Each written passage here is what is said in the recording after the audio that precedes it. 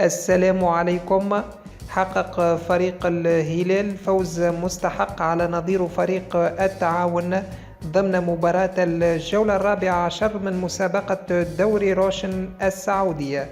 وسنقدم لكم الآن جدول ترتيب دوري روشن بعد فوز الهلال على التعاون.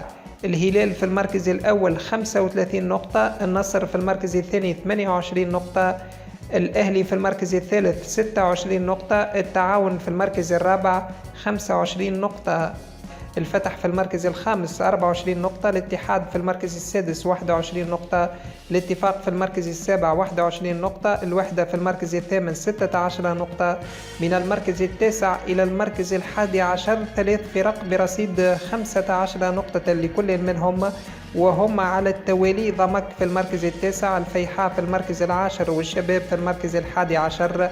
في المركزين الثاني عشر والثالث عشر فريقان برصيد 13 نقطة لكلا منهما، وهما تواليا: الخليج في المركز الثاني عشر، وأبها في المركز الثالث عشر، الرياض في المركز الرابع عشر برصيد 12 نقطة، الطائي في المركز الخامس عشر برصيد 11 نقطة، الرائد في المركز السادس عشر برصيد 9 نقاط، الأخدود في المركز السابع عشر برصيد 7 نقاط، وأبها في المرتبة الأخيرة برصيد 7 نقاط.